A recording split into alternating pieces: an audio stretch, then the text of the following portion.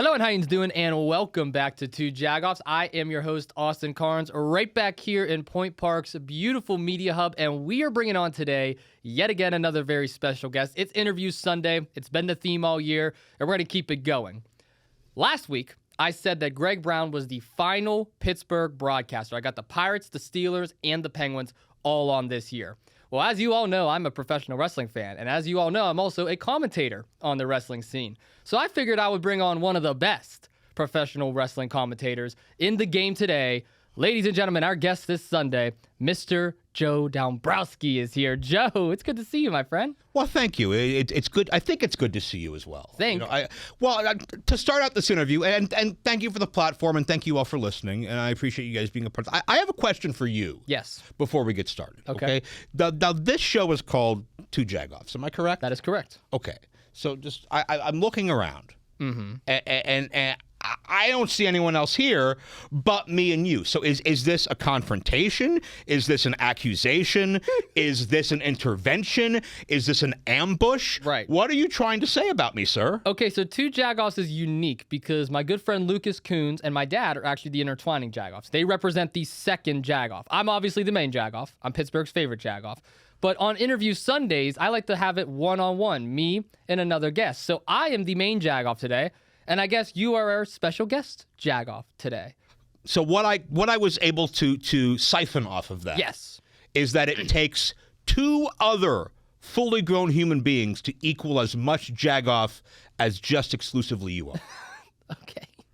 Am I correct? I mean, you got a point there. They're part-time Jagoffs. Carry on. Part-time Jagoffs. But no, you are the special guest today. I'm glad that you're here, Joe. I'm glad to be here. Yeah, we have an interesting story on how we met and all the wrestling events that we've been to. This is a fancy place. Thank you. Thank you very much. I've not been in Point Park University in 20 years. 20 years? 20 years. Yeah, I guarantee you this wasn't here in 20 years ago. Probably not. No, it was not. Neither were you. Yeah, I was definitely. I was 21, so I was a baby. I was a little infant. But I want to start knee-high to a grasshopper. I want to start this episode off getting to know you a little bit more. I kind of already know this just from all of our amazing road trips that we've been on. But for the audience out there, you are a professional wrestling commentator. You do a lot of work on the indies right now. You do stuff with MLW, Pro Wrestling Revolver. Where did it all begin for you? Where did your wrestling journey start? Professionally or personally? Let's go personally first. What made you fall in love with professional wrestling? I don't know. I'm 5 years old. I vaguely remember flipping through channels or just randomly stumbling upon it. And my earliest memory is I think an interview with Andre the Giant and Bobby Heenan. And Andre Bobby went in for the handshake, and Andre, he was hip to Bobby's tricks by that point, so he just squeezed in, and Bobby just sold down to the ground in agony. And I don't know what it was that hooked me. Bright lights, bold colors, over-the-top characters. This is like 1991, so it's obviously tailor-made for my age group, you know. Big Boss Man, Legion of Doom. I wasn't a big Hulkamaniac, but it was just the whole presentation that hooked me. And I've had a lot of phases in my life of fandom. I've had like a Ninja Turtles phase, a Power Rangers phase, a NASCAR phase, several hockey phases. But like for some reason, wrestling was always the constant that stuck with me. And eventually it came, you know, it turned from this all-encompassing hobby where I had the action figures and the magazines and the VHS tapes and the shirts and the hats. And eventually that morphed into, well, I got to do this someday. This is the only place, like the real world, I've never completely gotten. I've never completely felt like I fit in. So this needs to be the world I jump into. I just didn't know how at the time. And I feel like so many people out there, they have other things they are into with wrestling, and it always comes back to professional wrestling. So like some of the wrestlers I've had on, some of them are anime fans. You have your comic book fans. You have your cartoon fans. And you can kind of see like the storylines that go into those programs. They tie in perfectly with the ones that's going on in professional wrestling.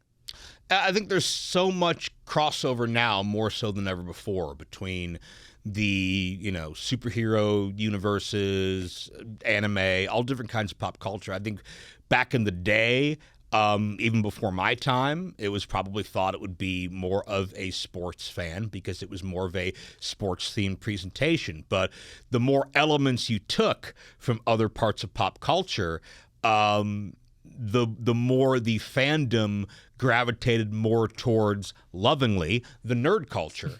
And it can be so much more expansive from there. And we've seen through those doors opening, there's so little in wrestling that you cannot do. Not all of it works, but as the rules change and as technology evolves, you see the business change. And I truly believe wrestling is the last great variety show on television.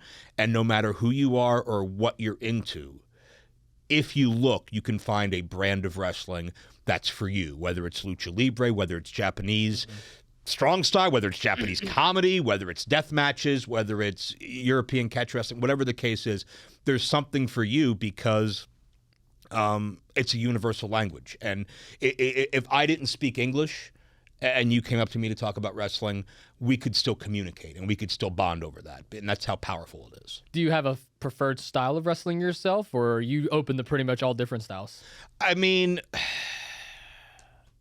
if I'm going to watch something recreationally, it's usually going to be either from something I grew up watching or from the old school. I think any wrestling fan that grows up watching it will just automatically think that era is the best. That's true. You know, I think they're automatically going to go to, because that's when they fell in love with it. That's when they felt most strong about it.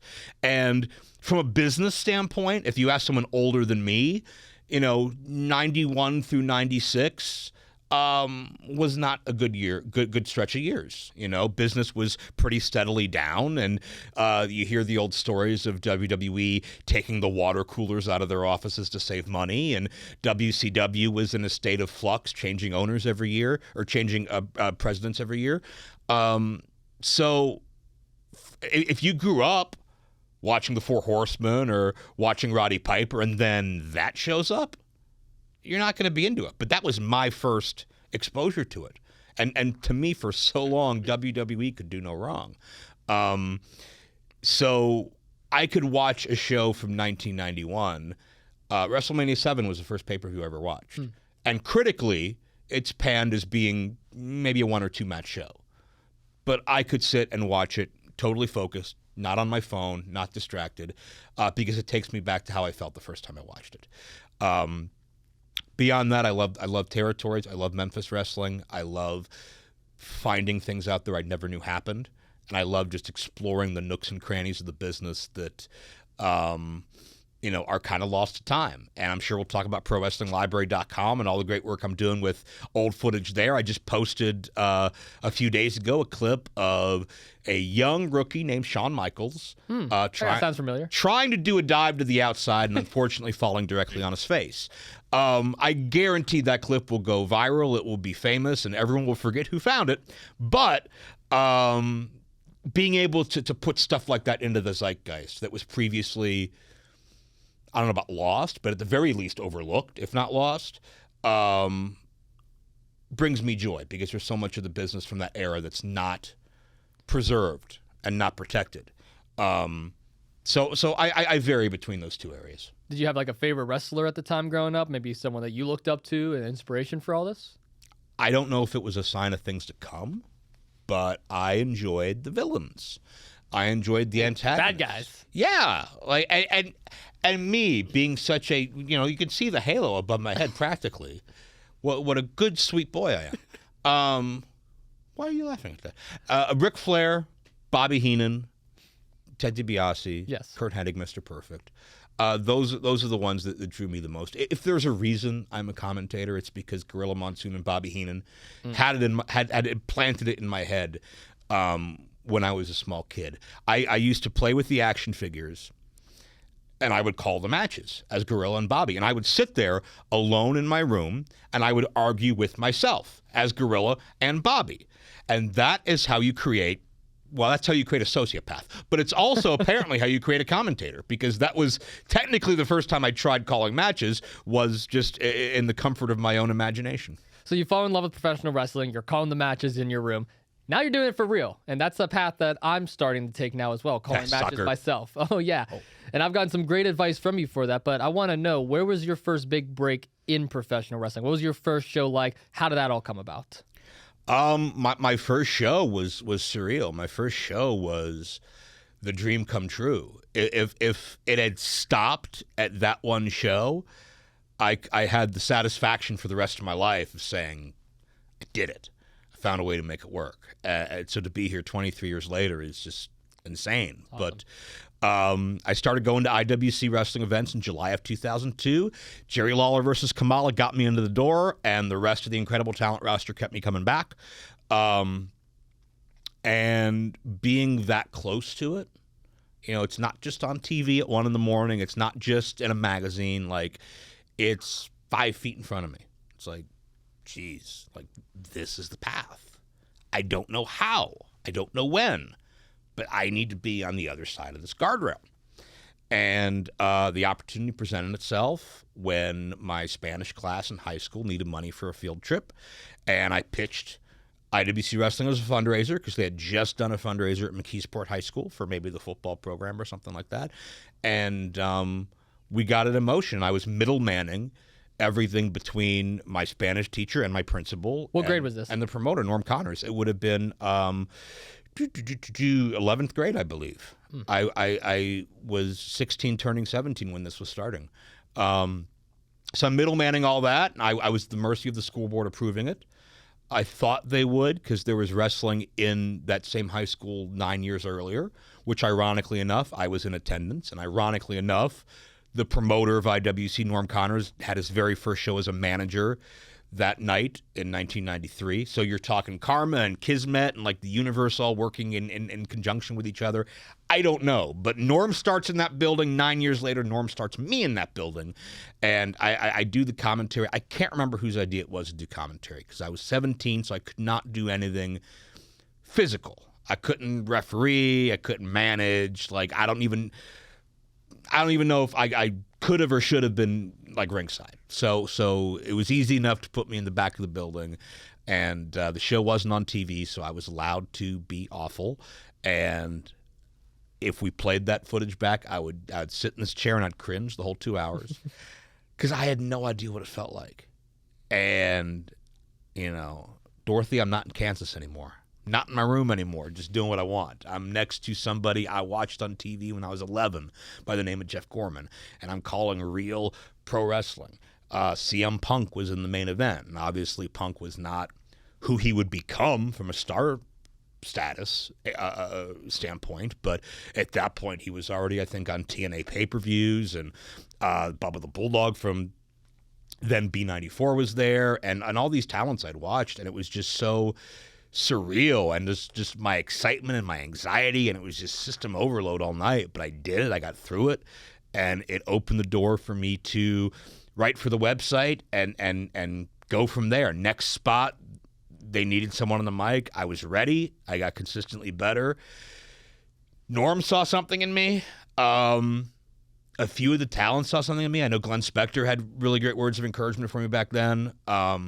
I don't know what other people saw in me because I was a very awkward, nervous child who had a lot of growing up to do, but enough people saw something in me to keep me around, and I was able to grow into myself and pursue this seriously. So I owe everything I've done since to the IWC locker room and staff for being so welcoming and open to a really weird kid with a lot of passion.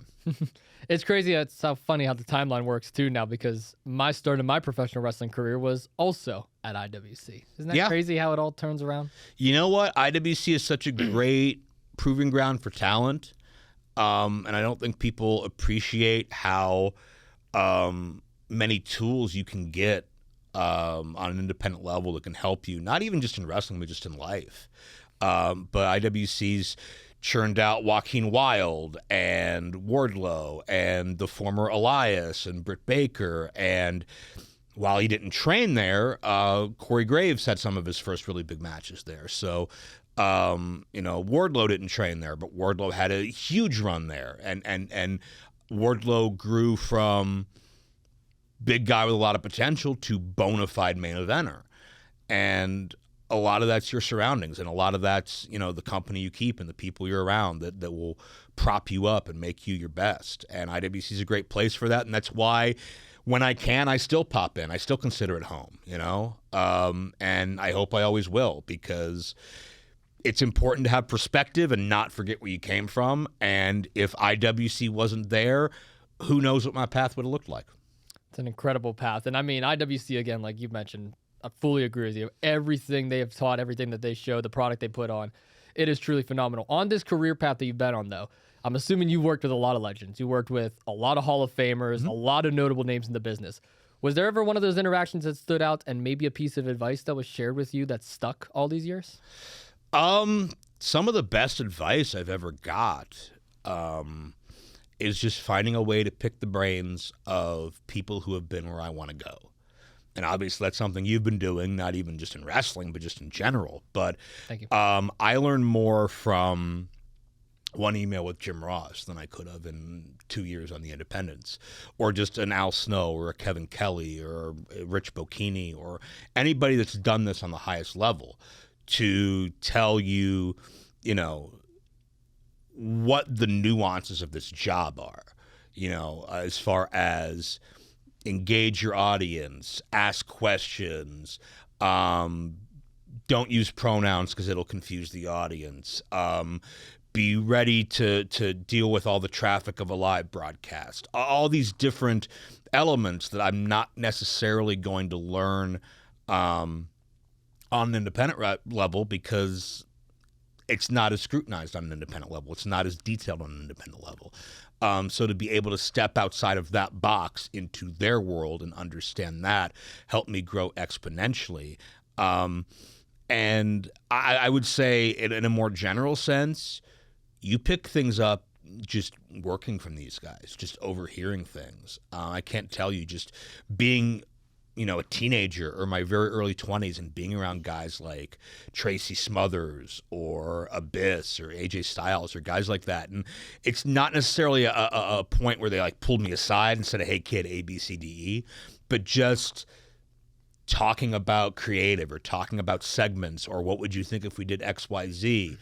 I was able to absorb through osmosis just so much of that knowledge. And again, it goes back to your product of the company you keep. And if you are a 30-miler that never leaves your town and you're surrounded by 30-milers, your ceiling is different. And if that's your goal, that's okay. I'm not disparaging you for that. But if you want to tour the world and you want to level up, then you need to be around like-minded people. And I always tried to look at, I'm happy where I am. It's awesome I've made it this far, but what's next? Like that. That's perfect. And I mean, the advice that you've shared with me too, I mean, they've taken it a long way. Checks in the mail for that advice, right? What's that? Checks in the mail? Checks in the mail. Okay. I'm getting paid today, right? You're getting paid today? Yeah. I don't know about that. I mean, with rising costs right now, I don't. Check my Venmo. We might have to double check on that. We'll ask Lucas later on if that's okay. Yeah. Okay, it's on him. Yeah. No worries at all. He's the one that handles behind the scenes. Well, I mean, I'm the on-camera guy. He's only half a jagoff, so he has to carry his weight other ways. But yeah, no, I think that's so cool, like how you can be in a world where, okay, yeah, I saw this AJ Styles on TV. I've seen Samoa Joe, and I'm just going to use some of the guys from my childhood. I've seen Christopher Daniels, Frankie Kazarian, and yada, yada, yada. And being able that to word now... childhood got me right here. It hurt me. That's my childhood. But now you can be able to work with these guys, call some of them not even just colleagues, but friends. Yeah. Close people within your life. And that's something that I'm starting to experience now on this level as well. But your career fascinates me and probably will fascinate so many of the listeners because you're a wrestling broadcaster. And on this podcast, I've had dozens of other broadcasters on, and they shared their experiences. They shared what it was like working with teams like the Pirates or the Steelers or even just a college team or a high school team.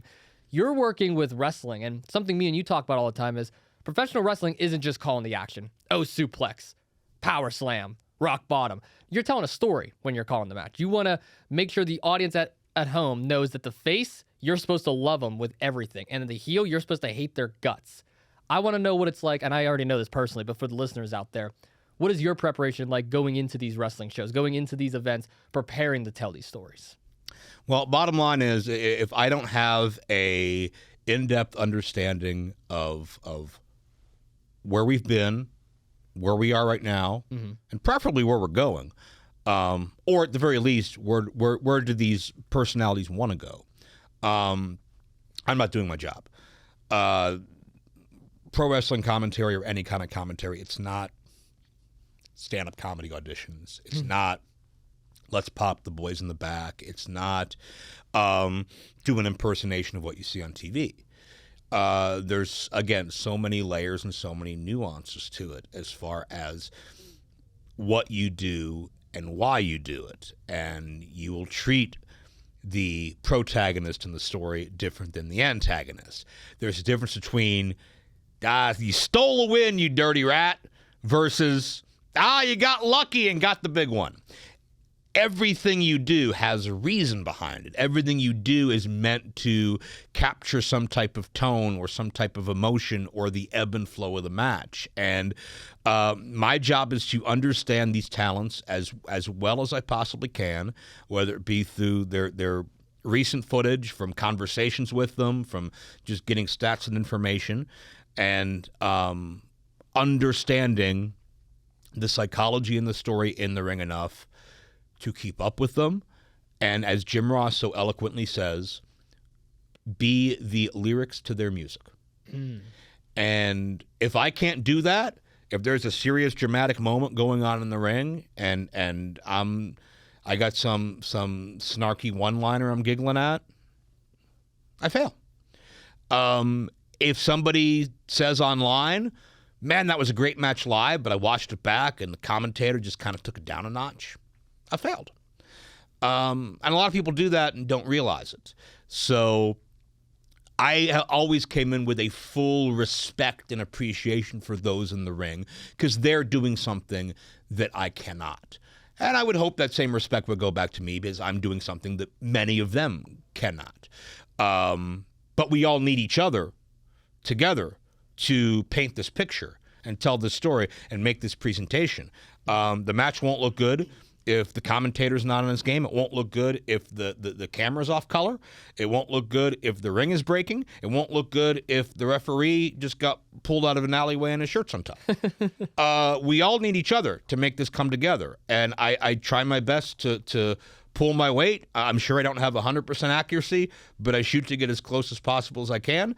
And, hope that the end product is enough to make the viewer and the audience want to come back and pay to see more, because it's a business. That's the bottom line. You want to engage the audience and you want to hook them enough where they will pay you to find out what's next. And to an extent, an olive branch on that too, it all depends on the commentators that you're paired with as well, because we see in sports, you usually have your standard play-by-play guy and then maybe one or two former players or former coaches. In wrestling, it's kind of similar because you still have your play-by-play guy, but you also maybe have a former wrestler or a former manager. And obviously there was Vince McMahon on commentary at one point in time. You had Jerry the King Lawler, a former wrestler. My, what a maneuver. Exactly, on commentary at one point. Corey Then Graves. from there. I got Pat McAfee goofing off on commentary. So you got like a whole laundry list of all these amazing color commentators, but on the independents especially, and I feel like you can speak from experience on this more than I can because everyone that I've been paired with are veterans, legends in this game.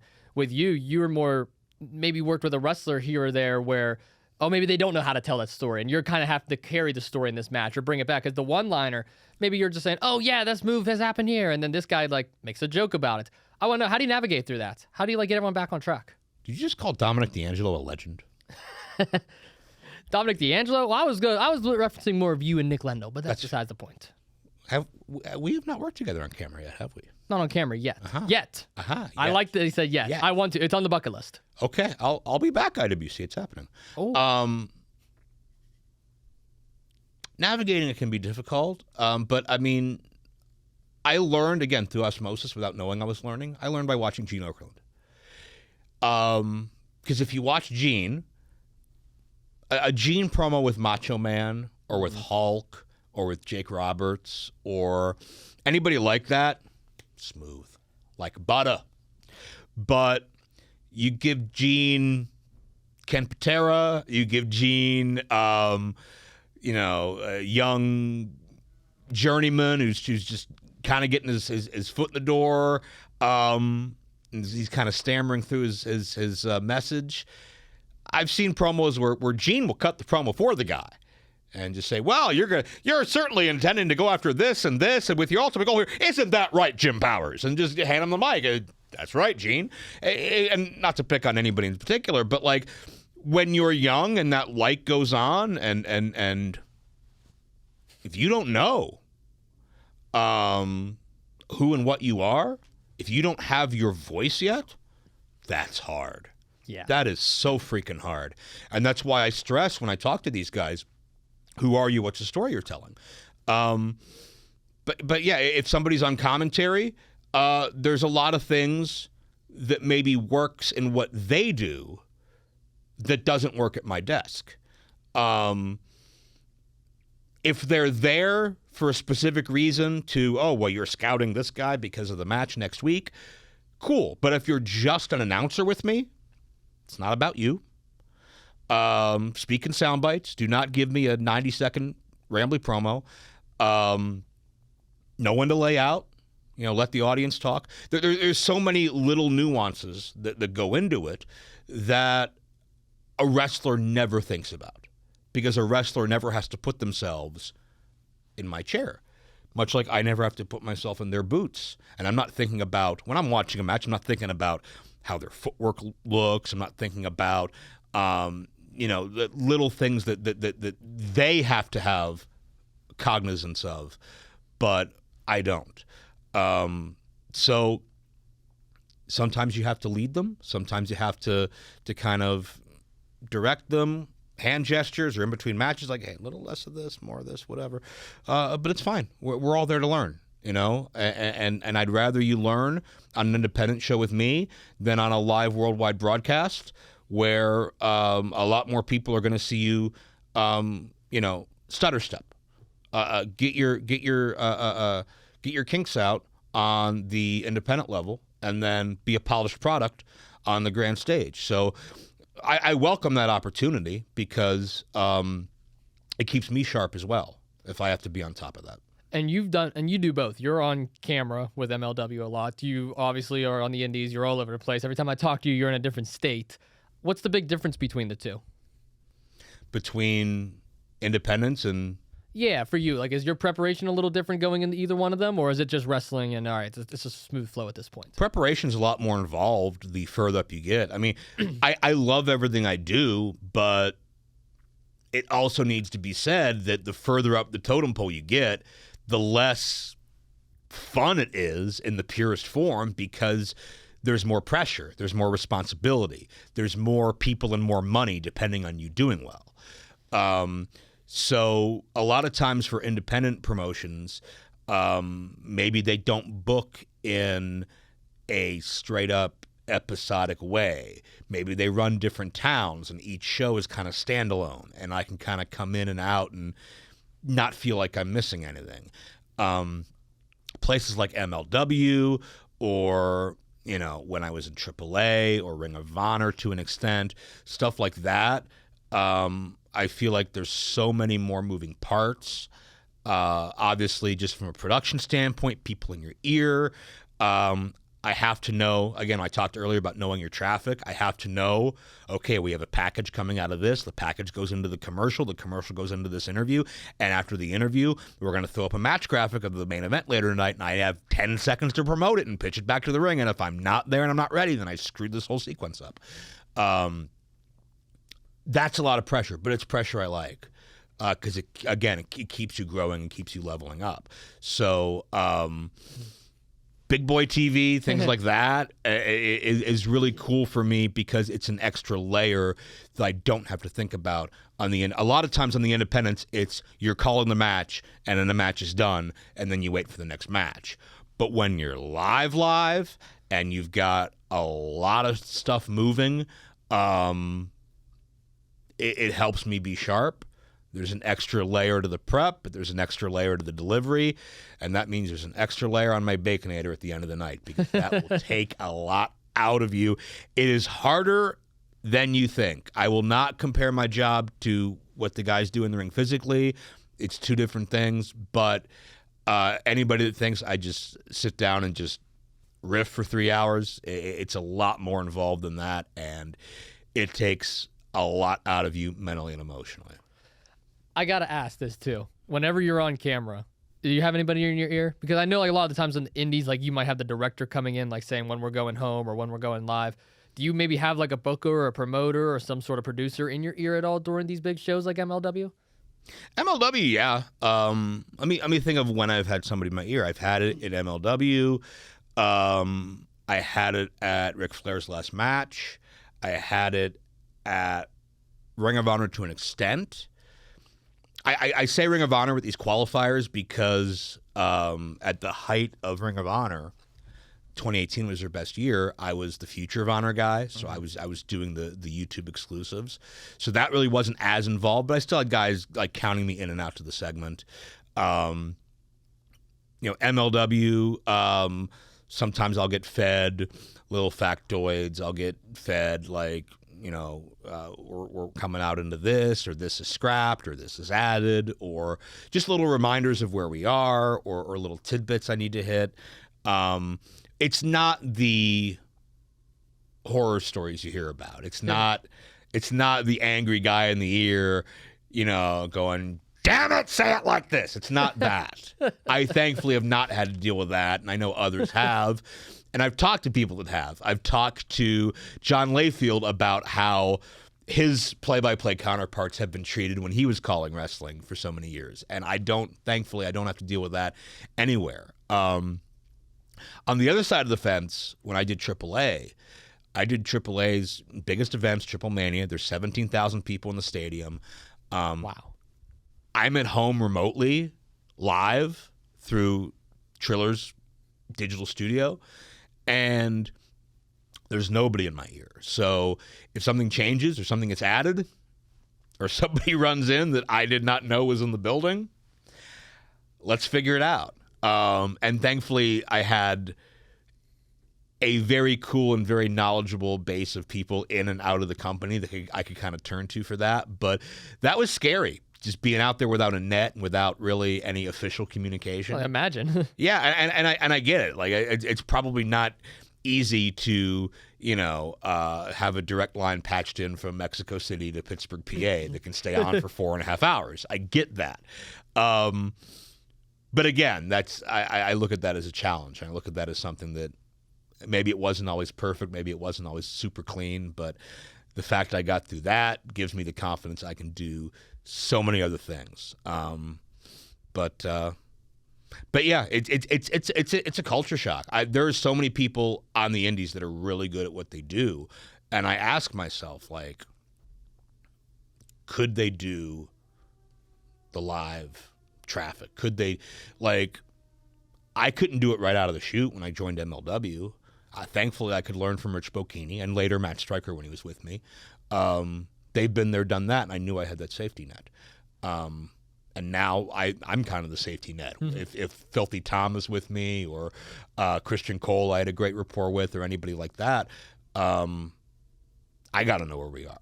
And it's pressure, but again, it's good pressure because it keeps me on my toes. It's good pressure. And you caught a lot of wrestling, too, over the years. So much. A lot of big events, a lot of small much. Events. Too much? Really? I thought there's never too much wrestling. It can't be. Maybe. Not. There's probably somebody out there sick of my voice. Like, this guy again? Jeez.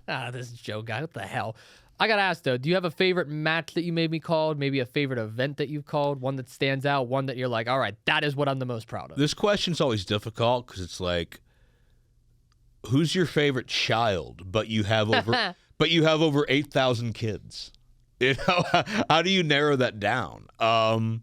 There's so much I'm proud of that I can talk about. I'm very proud of the fact that I made it to Ring of Honor, made it to MLW, made it to AAA, and was able to call, Hijo de Vikingo versus Kenny Omega, and to be able to call Hammerstone versus Fatu in MLW, and to be able to call Seth Rollins versus Davey Richards in Ring of Honor, and all the cool stuff I did in Cleveland with a young rookie Johnny Gargano, and all the things I did in Pittsburgh with every era of Pittsburgh wrestling you can think of.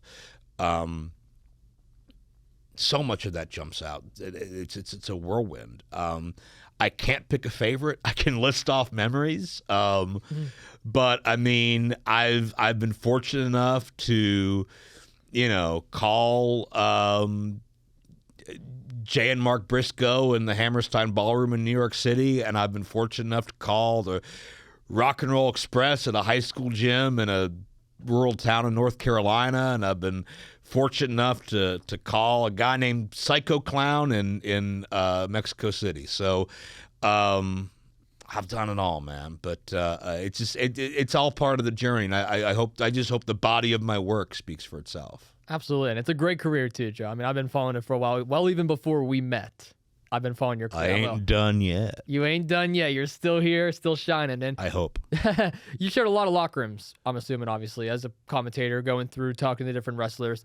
And a big topic of conversation that I like to bring up, and you've probably heard some of my stuff, so you know where I'm going with this. Wrestling tribalism. I've talked about this with wrestlers. I've never gotten a fellow commentator's opinion on it. What's your thoughts on it? Is it real? Does it exist? Have you experienced it? What's your thoughts?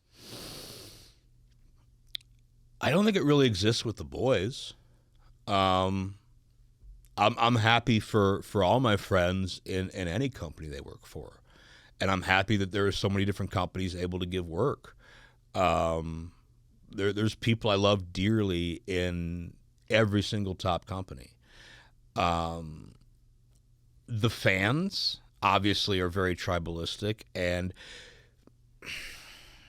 I guess I'm a little torn on it. I've heard Jeff Jarrett say he loves it because, and I understand why he says that, because it comes from a place of passion, because they care enough, you know?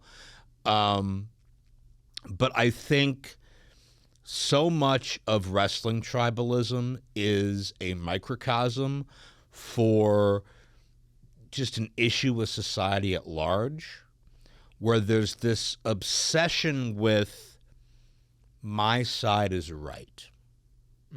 The one I picked is the best, and here's why.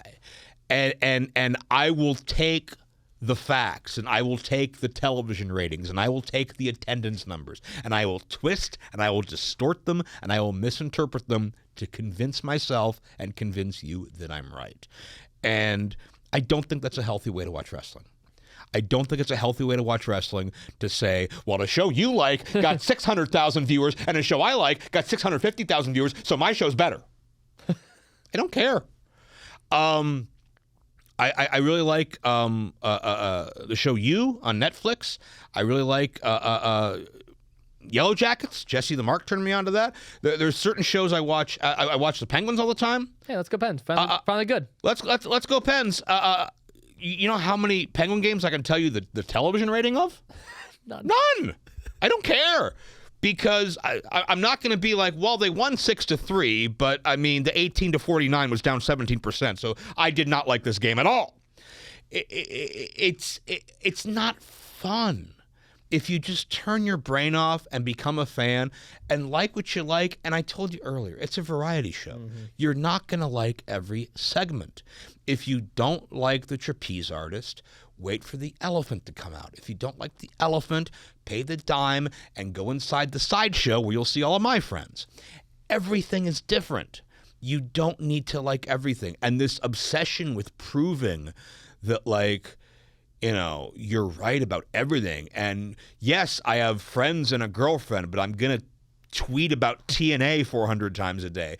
It doesn't make any sense. Just, and again, it comes from a place of passion. Sports fans, Star Wars fans, wrestling fans, they all have their ticks. They can all be a little much. But my advice would be, nobody you look up to is watching like this. Everybody wants everybody to make money because it's good for the business. Exactly. And they have leverage, and the sport grows.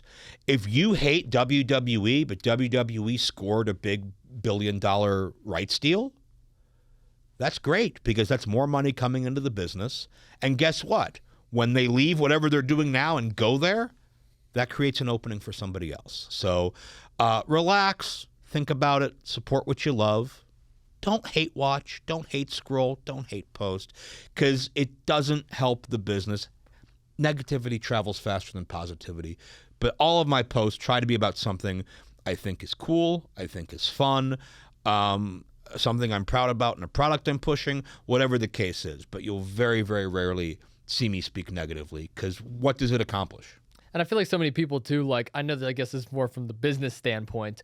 You can look at it as, oh, well, if I'm going to bring in this guy, I want him to only be in my company because he'll be attraction to me and me only. But if you see this guy on an independent level at like 5 other companies nearby, then that just gives a fan to see him somewhere else, and he's not really as big of attraction. But in that same regard, wrestling makes everybody better. Like, you can like WWE and still like AEW. You can like TNA and still like Ring of Honor. 100%. I try to watch everything. Try and watch everything. And again, that makes you better too. It makes you a student of the game. Yes. So I never fully understood the whole tribalism thing. I've definitely have heard about it. I've heard horror stories, but I've never actually physically encountered. I'm still young, so obviously I got time still. I'll say this. Like, when I was a kid, Yes. and it was the Monday Night Wars, right? So everybody was, there was literally the public perception of a war, and there was a war because they were head-to-head, and DVR didn't exist yet, Raw and Nitro. So I was a WWF kid, and I cheered on the WWF, and yeah, that evil billionaire Ted trying to stick it to you guys, and, you know, let's rally back and get him. You know, I picked a side, and you know, there were portions of Nitro I enjoyed. There were portions of I watched WCW casually. I didn't hate them. I didn't burn their merchandise or anything like that. But, like, I was a WWF kid.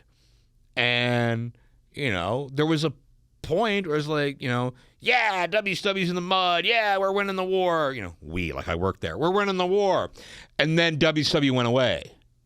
Right after ECW went away. And there's only one promotion. I'm like, oh, this kind of sucks. And then the WCW invasion was botched beyond repair. And, oh, why am I not enjoying? Is something wrong with me? I'm not enjoying this. Like, why? And they botched the NWO. And then, and I realized, oh, yeah, we need options. We need choices. And the thing you brought up about working multiple promotions in one city on an independent level, I completely understand that. I don't see that as tribalism, though. I see that as business. Interesting.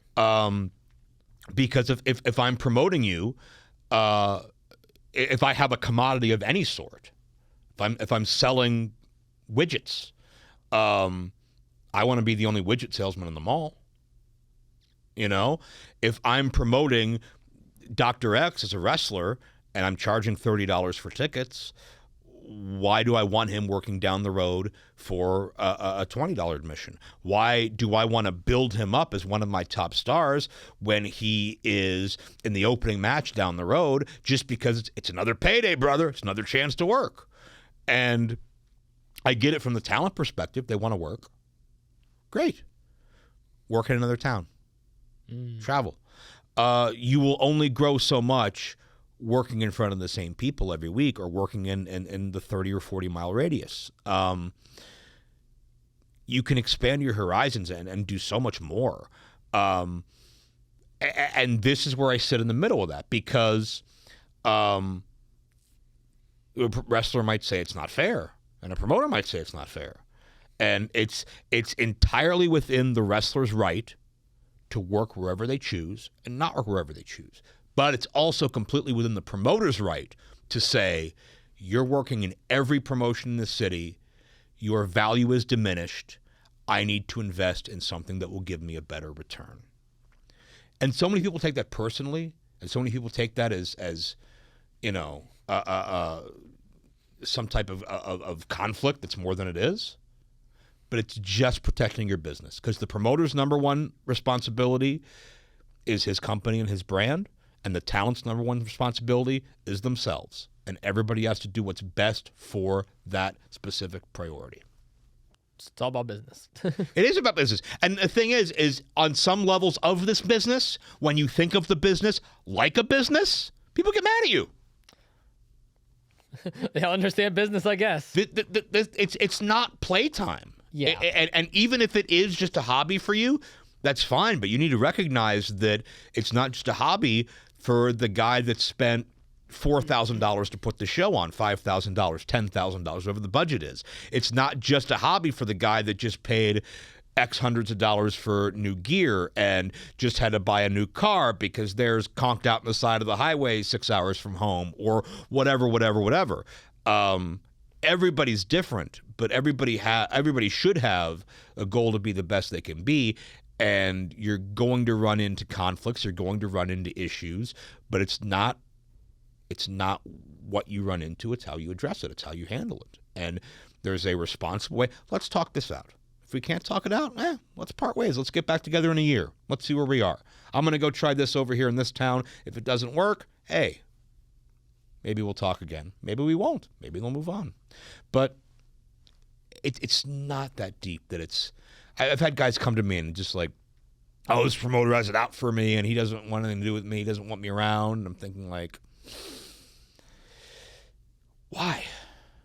Like, why would a promoter book you with a specific plan of not wanting you here, or using you to not using you to your ability, or letting you go because he doesn't like your haircut when you're selling tickets? Like there's so much that people read into too much because people don't communicate properly. And I think another Jeff Jarrett line, over communication will solve most of the problems, not just in wrestling, but in your life.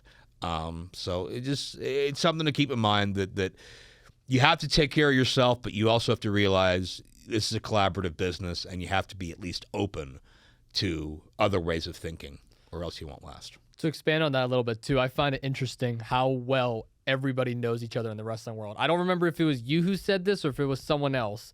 I don't want to misquote you at all, but I heard a line recently, and it was, everyone's at least 2 phone calls away. I said that, yeah. I think I wanted to give you the credit if it was you. Everyone's at least 2 phone calls away once you really get into the business. And I really started thinking about that, and even just speaking from my young personal career and looking at your long career and looking at others that I know in the business, it's true. You can really get a hold of anyone within the wrestling community 2 phone calls away, and that just shows how well-versed we all are. And I kind of want to take a step back here for a second and share our story, if you don't mind, for a second. I met you a little while ago. I remember our first real encounter in person was at Eaton Park.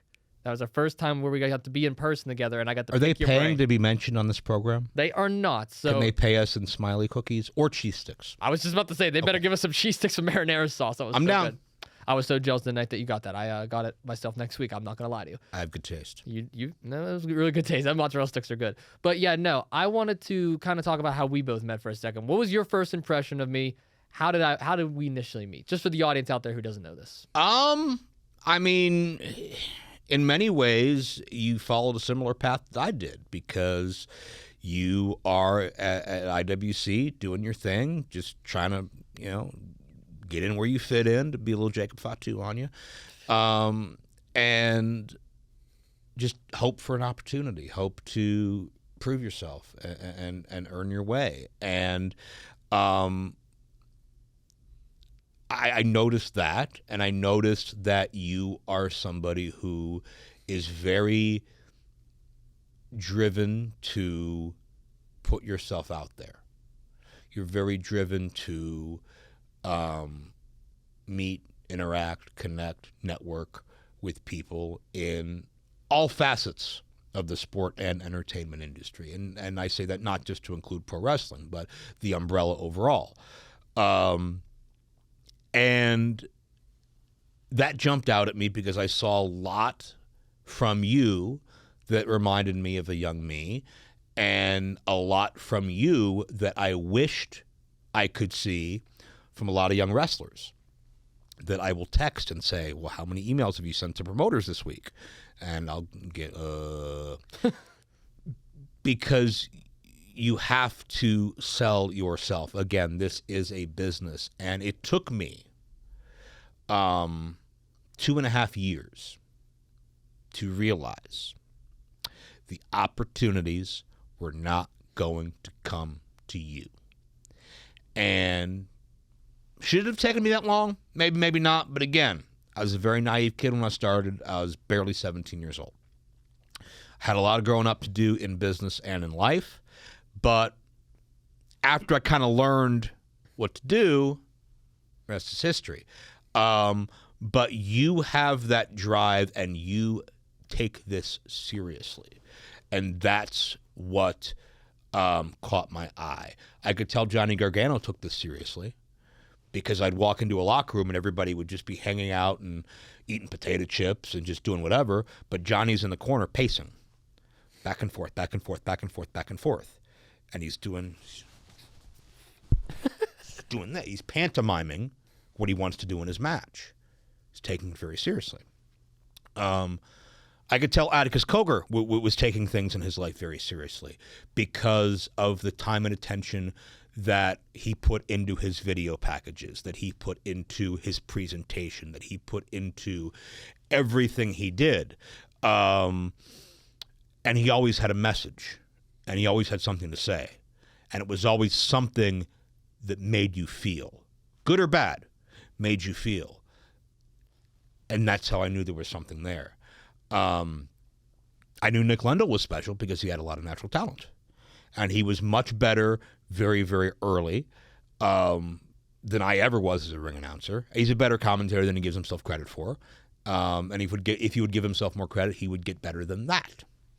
And I see you as somebody with a lot of hustle and a lot of drive and somebody that will continue working until you get what you want. And you're intelligent and you have common sense. I'm getting paid for this, right? Just making sure. I'm just making sure. I already have. I'm building the email to Lucas straight after this. Don't you worry. Perfect. But you have the components where you have the potential to go far. If you do, it's entirely up to you and the decisions you make. And I don't think that's exclusive to wrestling. I would not at all be surprised to see you figure out how to make good money in another sport first, just because there's more options out there. Mm-hmm. But I always enjoy finding those nuggets of talent that maybe just don't know how to navigate the terrain or don't know how to properly express themselves, or just the weird kid in the corner of the room. Because that was me. You know, once upon a time, I was the guy who knew I needed to be here, but I in no way felt I belonged here. And I was just like that the whole time, not comfortable. And I had to ease into it. And thankfully, I had people that were there to put me at ease or people to, you know, kind of bring me out of my shell. I like helping other people do that. And I like finding Lee Moriarty. I call this first match. Less than a year after that, I was booking him myself. And I would tell people, this kid's got it. Nothing to do with me. Not tooting my own horn. I just saw what was there. I like finding those guys who have that spark, who have that potential. And all you do is just that way. And they flourish. That's really cool to me. And it's cool to live vicariously through you because everything excites you because it's new to you. And I am this bitter, jaded, seen everything, another day at the office. I'm that guy right now. Got the cigar. Yes. Yep. So to feed off of your energy is cool too. But that's in a nutshell, all that is why I let you live. Oh, well, thank you. Thank you for letting me breathe another day. And no, in all honesty, and I'll be serious here for a second, I really appreciate you for all that you have done. And I know I've said this multiple times, and I'm going to pat you on the back as well. Oh, there. Hey, look at the big smile. That's awesome. But I actually really do appreciate all that you've done for my career professionally, because that night that we went to Eaton Park, I'm the type of person that, and I'm going to kind of take a shot at my generation here for a second, I don't like the social norm. I'm not fully invested in the whole social media spiel, Snapchatting, seeing how many bodies you have, partying all night. I don't like that. I don't see that as a way of living. I live very straightforward, and that is simple. spend time with your family, chase your goals, believe in God, and move forward. That is my life, and that is the way I've been living it. And when There's no time for hate posting on Twitter? no time for hate posting. Dang. Unfortunately, can't talk about the current administration. But no, my philosophy is I want to break that social norm and say, okay, wait a minute. I'm at an amazing university that gives so many opportunities. So many amazing folks once walked through these halls. Why are we not taking advantage of it? Why are you not going to be able to make that phone call, make that email? We have all these phones for a reason. We have social media. We have the connections. Reach out and talk to these people. And when we first started talking, and I was like, okay, professional wrestling is my go-to. You mentioned it. I love all different sports. I love football. I love basketball, baseball. I like calling as much as I can, but professional wrestling is near and dear to my heart. That's what I want to be one day. I want to be calling professional wrestling long-term. I want to make a career out of it. But the only way you can do that is by putting yourself out there. And I noticed this so much with my peers. And again, this isn't to take a shot at any of them. This is maybe for them to use as advice. Talk to these people. They're human beings. Like, don't look up to them like, oh my God, holy hell, that's Tony Khan right in front of me. Talk to the guy, shake his hand, introduce yourself. I will say Tony Khan made me a little nervous when I did meet him, but long story short, shake their hand, get to know them, and network. Connection. Be nervous if I met a billionaire too. I know. Connection. Oh, trust me, I wanted to ask them to pay off my student loans, but the connections are key in this industry, and I'm so blessed to have you as a connection, and not even just a connection anymore, a friend, a true friend in this business. So I appreciate that. Well, I appreciate those words, and I think there's hopefully something that somebody listening can siphon off of that. And to put that into a wrestling perspective too, like there's so many wrestlers who go to seminars or, you know, will make some of the right moves, but, you know, they go home and they're not a wrestler anymore. They go home and they kind of detach. And it's like, imagine if somebody from the 80s or 90s would have been told that there's this rectangle in your pocket that will give you magical access to anybody you want to talk to. You don't need to snail mail VHS tapes of your work. You don't need to send the 8x10 photo with a cover letter. You could literally just do it in 3 minutes on your phone. And there's people on the internet that understand wrestling better than you.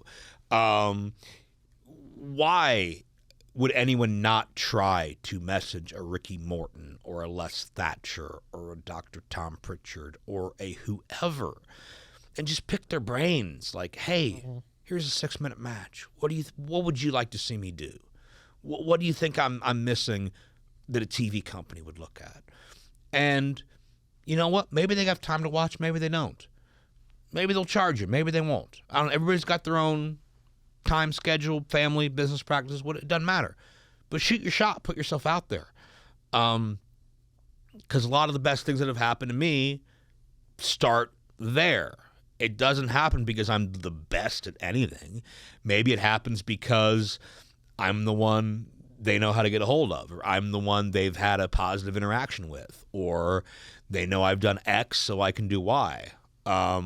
If you want to do anything in this world, you owe it to yourself to put everything you have into it and not be the 60-year-old guy on the back porch thinking, what if, you know? Like so many people, like, I know everybody has dreams, and it's like I look at like people I went to school with or people that were like, you know, had these big wrestling goals that just didn't even last a few years. And I just think to myself, like, why? Like, what made you abandon that? I am stubborn. I am at times delusional. I am at times a victim of being too deep in my own head. But I knew this was where I needed to be, pro wrestling. So how do I make that work for me? How do I expand? How do I grow? How do I learn? And that is why I started commentary and writing on websites and ring announcing and booking and producing and doing content production and distribution on my websites. And everything I've done is with the goal of making wrestling work for me and finding my biggest piece of the pie possible in the wrestling business. And whatever your dream is, there's ways to do that, but you need to be obsessively committed enough to make that work, because this stuff's hard. Yeah. And anybody that asks me, what advice do you have to get into the business as a wrestling commentator? My first advice is usually don't do it. Because if you're just thinking about it on a whim, you're not going to be good at it. If you're not ready to get told no, you're not going to last. If you're not ready to eat some BS, I don't know if I can swear on here. Say whatever the hell you Don't get hot. I said hell. It's in the Bible. If you're not ready to eat some BS, then you're not going to last. If you're not ready to feel like you're getting stepped on or mistreated or underpaid or whatever the case is, like wrestling's an abusive relationship. Wrestling doesn't need you, but in a lot of ways you need it. And it will be fine if you leave the relationship tomorrow, but you won't. And you need to accept all that stuff going in. Wrestling can love you, but it may never love you as much as you love it. It can, but on average, probably won't. But if you can be okay with that and you can understand and you can work that extra mile or two to make that work for you, you may have a spot in it. But there's a song lyric from Crosby, Stills, Nash, and I don't know if Young was there or not, but in the long run, it will make you cry, make you crazy and old before your time. And I think that resonates a lot with pro wrestling because you love it. It's all you think about. It gives you your highest highs, but can also break your heart so much and give you your lowest lows. And the thing with professional wrestling too is, and not even just that, broadcasting in general, you're going to be told no. Mm-hmm. And sometimes when you're given opportunities, you shouldn't say no, especially early on in the business. And you know what? Sometimes you get ghosted. So yeah, and that's part of there. It. Because listen, and I used to take it personally, but again, this is business now. Promoters have families. A lot of promoters have day jobs outside of wrestling. They have to run their wrestling business as well. They have to deal with dozens of different people on their payroll. Hopefully there's a payroll. So why do you deserve their time of day? Why do you deserve their booking? Why are they going to open up their wallet and pay you money? That's the sales pitch. That's the convincing part of it. And maybe it's because they think you suck, but maybe it's just because they don't have a spot for what you do. Or maybe they have somebody there that is too similar to you. Or maybe they're in the middle of some long-term story and they're not going to be looking for anybody in 6 months for another 6 months. There's so many different things going into it, but people always take that so personally and so to heart, and it like deflates them. But again, it's business. Like, if McDonald's doesn't answer your phone call, but Wendy's hires you, are you going to never eat at McDonald's again? No, it's just business, because people have such a passion. They take it for more than it's meant to be. And a lot of times people,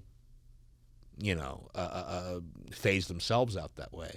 But that's not what it is. It's just you're navigating thousands of people searching for a couple hundred jobs. Or in the case of us commentators in wrestling, a couple hundred people pursuing less than 10 jobs. So, it's not going to go smoothly. It's not going to go quickly or easily. And you're going to hear no way more than you hear yes, but it's going to make the yeses more satisfying. Now, you do a lot in pro wrestling. You're not just a commentator. We talked about the promoting and the booking, but one thing that you mentioned I'll pop the corn, earlier, I'll do anything. You mentioned the website earlier as well, and I want to talk about that for a second as well. You have your own library. You make all you go back and get a bunch of different clips and put them out on social media. I see it all the time. I always like to joke with myself and say, hey, this is my wrestling history lesson of the day after I watch a clip of yours, because about 99% of the time, I never seen that clip or even heard of it before. Do you mind speaking on that a little bit? Like, what exactly do you work on? Where can people go and find it? That's cool to hear, because that's by design. Like, anybody can post, like, here's the finish of this main event of WrestleMania, and we've all seen it. But, like, I look for things that I never knew happened, or I've never seen happen, or, I've heard the story, but I've never seen this match. And I share that because I want to be different. I don't want to be just your normal clickbait page who's going to, be trendy. ProWrestlingLibrary.com is the website. I've got 600 hours of content for sale. VOD, and also a link if you're part of my hashtag Keep Physical Media Alive people. A lot of the bigger sets are on DVD collector sets right now. It really was born from me booking wrestling. Because I booked in Cleveland, and I mentioned earlier, the first run, Gargano was my top star. The second run, Atticus was my top star. And eventually I started producing all of that DVD content in-house and doing the shipping and doing the distributing and doing the advertising and outsourcing the graphic art and outsourcing the trailers and all that stuff to make money on the back end off of all those shows I did in Cleveland. And then at a certain point, my mind started to expand, and I was watching like these documentaries on the Montreal Screwjob, and I had a few friends who would swear to me up and down, "Oh, that Montreal Screwjob's at work. Brett was in on it. He knew the whole time." And I thought to myself, I'm thinking about that, and I'm thinking about like Jesse Ventura had the conspiracy theory show. I'm thinking about like. We were very much beginning to be in the age of always ask questions, question everything, which has gone way off the deep end now, but that's a whole other side story.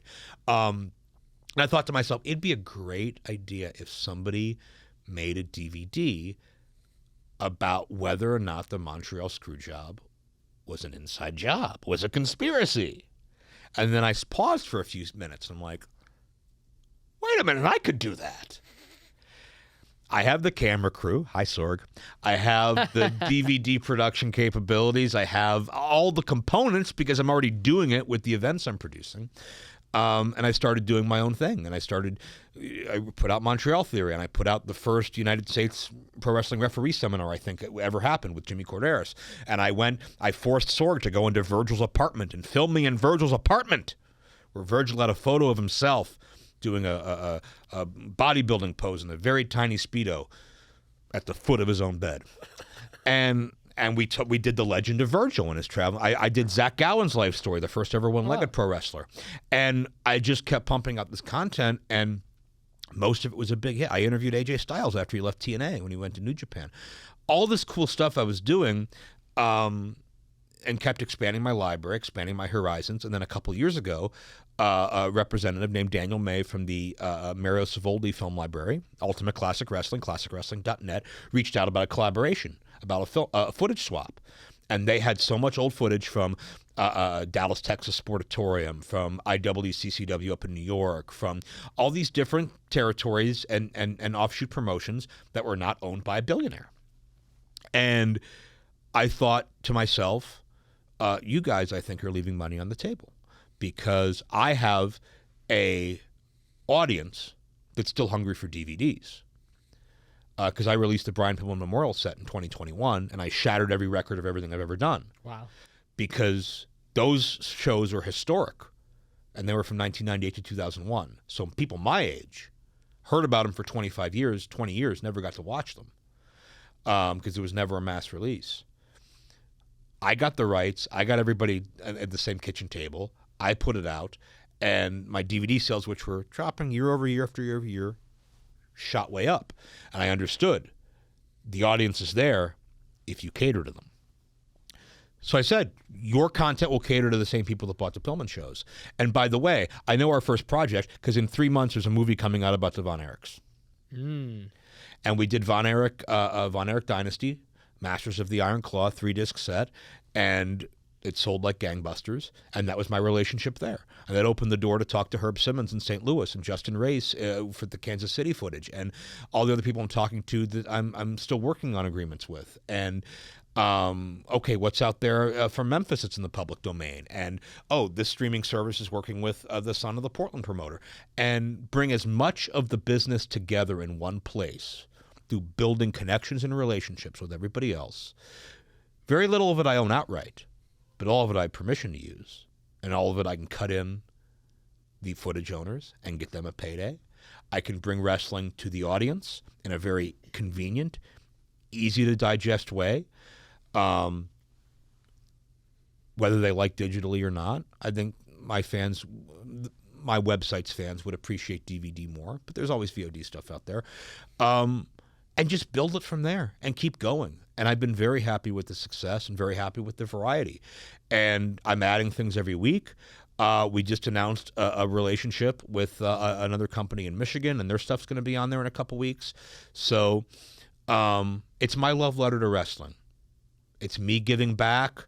It's me loving what I do and finding more footage that's been lost or stuck somewhere that isn't organized or isn't dated or isn't identified properly, and to just put it out there for the masses to enjoy and be able to have that work appreciated. And one final time, where can everybody go and find this all at, just so they know? Well, not to be a shameless shill or anything. I'm giving you the free plug. Because that's not me. ProWrestlingLibrary.com, ProWrestlingLibrary.com, ProWrestlingLibrary.com. You should go to ProWrestlingLibrary.com. I should. If you've never been to ProWrestlingLibrary.com, I think you'd find something you'd really enjoy out of ProWrestlingLibrary.com. I'm going to have to. ProWrestlingLibrary.com. Yeah, I'm going to have to link it. Do it. I'll do it. I have one final question for you, Yes. Joe. And I don't know how many interviews you listen to of mine, but I ask this question on every interview with every guest. And this is not just a wrestling question. This is actually, it's not even a wrestling question. But I am very fascinated to know your answer on it because we talk a lot about this off camera. Oh. What is the go-to restaurant? What is your favorite place to grab a meal? I'm a foodie outside of sports. So what is it? What's the go-to place for Joe? I know you're on the road a lot, so it's hard. Yeah, well, it depends on what part of the country I'm in. If I'm in the Southeast, it's Cookout. Big Cookout guy. If I'm in the Midwest, it's probably Steak and Shake, but I got to give an honorable mention to Portillo's. If I'm down south or out west, it might be In-N-Out Burger. If I'm in my hotel and doing Uber Eats and I don't want to leave the premises or can't, Wendy's is always the go-to. So your Wendy's over McDonald's? Oh, easily. Easily? Easily. I mean, McDonald's is a desperation choice to me. Like Wendy's has always. You don't like McDonald's fries? Always done me good. I mean. What? What? Get out of here. It's it doesn't hold a candle to Wendy's. My girl, we go back a long way. Okay. I have to try. I'm not an Arby's guy, but I have to try. Ooh. I have to try their steak nuggets. I just saw the steak nuggets advertised this week. I did not even know this existed. No, it's a brand new thing, and I'm a chicken nugget guy, and I'm a steak guy. So, Best of both worlds. yeah, if I can sit down somewhere, Texas Roadhouse is my answer. And if it's the middle of the day and everything's open, KFC's my answer. So I've given you about 7 or 8 answers to that one question. So Well, you are the first guest. I'm going to give you some credit. You are the first guest to ever have the same favorite restaurant as me. Did you know that? no, Out of all the I've had 30 plus guests on this podcast. Texas Roadhouse is my go-to favorite. so that's insane. It's because of the cinnamon butter on the roll. Oh, so I think good. that's what it is. I had 5 of them last time. Before the steak even came out, 5 of them. They were so good. I do similar, but then I'm in so much pain when I leave the. I feel like the way I walk when I leave Texas, like I just got out of knee surgery. Like I'm hobbling, I'm limping. Everything's very ginger. It's like, it's like week 3 of rehab or something. I'm just trying to like make sure my joints work and like, all right, this part still goes here. But you know what? 2 hours later, when I feel better, worth it. It's worth it. Yeah. Do you like Red Robin? I haven't been to Red Robin that often. That's my second favorite. That's what I'm asking. I dug the cheeseburger last time I went, but that's probably 6 or 7 years. You want to know why I love Red Robin so much? They have bottomless fries. Oh, So they just keep on coming and it's free. So you're a big fry guy. Learning, Joe, I'm a big fry guy. I just had fries last night. They were so good. I got to be careful. See, like, I got to be careful with that though, because like if I go to a Five Guys, they put their fries in peanut oil. I can't do the peanut oil. Really? No, I'll possibly die. So I can't do that. I've had an allergy my whole life. So I got to be somewhat leery about how they make their fries. But I mean, like the giant barrel of peanuts as I walk into Five Guys is a good indicator. And also, I think, meant to intimidate me. I think that's how they keep me in line. I won't complain about the astronomical prices because they'll just like wave a peanut under my nose and I'll pass out. Yeah, no, the Five Guys is ridiculous. So I've always said Five Guys is an authoritarian state and it should not be allowed in our democracy. But that's a whole other story. I will say they got some good burgers, though. I mean, it's just way too overpriced. Oh, it's great. Yeah, it's way too overpriced. And I'm a milkshake guy too, so I always got a sample. But, oh yeah, yeah. It just you got to commit. You got to commit to the Five Guys. You got to enjoy it. But I mean, it is quite succulent. I'm hungry now. I know, me too. Well, I very much appreciate you coming on the podcast, Joe. I had a really good time, really good conversation with you. But I want to give you the final words of this episode. Anything you want to leave with me, leave with the audience, leave with the listeners of Two Jagoffs? Am I your favorite guest? Why you put me on the spot like that? Well, I just want to know. I'm curious. You're up there. I'm up there? Am I cooler than Josh Getzoff? Yes. Okay. And that's nothing against Josh Getzoff. I don't want to sound like I'm not saying anything, but I feel like me and you got a lot more content out there. I mean, hour 17 is pretty solid in my opinion. All right. Yeah. That's... Sorry, I'll give you top 3. Sorry, I was so brief. I'll give you top 3 favorites. I don't know if I could put you 1 or 2. I'll give you a little small world story about just connections. So I do Juggalo Championship Wrestling with ICP, whoop whoop, and one of their cameramen named Jeff up in Detroit. He had to send me a format sheet one time, and he was going to text it to me. He asked me for my number, and I gave him the 412, and he entered it into his phone, and there was one other 412 that came up in his contacts list. It's Colby Armstrong. They've worked together before, so small world. Everything's connected more than you think. It goes beyond just pro wrestling. It really is. It's scary now that I'm at the point where there's some people recognizing me and some of the people I know, and I've never met this person in my life. That's the scariest part. Yes. Well, that's called a stalker, and you'll have many in your career. My final message to the fans is just thank you for watching, and thank you for supporting the show. Thank you for supporting pro wrestling. And like I said earlier, I hope you can go out there and find something to support that you like, that you can embrace, that you can talk positively about, whether it's on the independent scene, whether it's something on television right now, whether it's something on ProWrestlingLibrary.com. I don't know if I mentioned ProWrestlingLibrary.com. Did I mention ProWrestlingLibrary.com? I think you need to say it again. Okay, well, I won't mention ProWrestlingLibrary.com anymore because it'll get overkill to say ProWrestlingLibrary.com so much. But I hope you can do that, and I hope you can be a fan that can spread that positive energy because the world needs a lot more positive energy right now. So watch what you like, and the best thing to do is vote with your dollar because that's how you get people to listen. And because of those great projects that I talked about that I did earlier in my life, it's what enabled me to grow and do so many more things with so many more different film libraries. And I'm about to make, potentially, I'm very nervous about it, a substantial investment in some footage that's been hidden for 30 years. And I can't reveal it now. Nothing's been signed yet. But if I do, it's going to be the biggest business risk I've ever taken in my life. Ooh. But if I do, it's because of the support of people who buy my DVDs or go to my website or just the promoters that give me work and support what I do that I'm even in a position to think about that. So the talents and the promotions that you like will grow if you vote for your dollar. So go and do that and don't be a jagoff about it. I like how you brought in the jagoff cadence. I like it. What? I like it. Well, I don't want people to turn into you over here. Well, great. Well, I'm Pittsburgh. You're a whole jagoff. I am. Everybody else around here is 50% at best. 50% jagoff. You know how it is. You're twice as jag and twice as off as everybody else that you know. Well, thank you. It's important. It's impressive stats. Well, thank you again so much, Joe. And don't forget ProWrestlingLibrary.com. There it is. I remembered it. You only said it a dozen times. So you're so good at this. Let's go. Don't forget to go check out ProWrestlingLibrary.com, and don't forget to go check out all the brand new episodes. This Thursday, we'll be talking NFL. You're not going to want to miss it. I'm Austin Carnes, my good friend Joe Dombrowski. See you on the next one.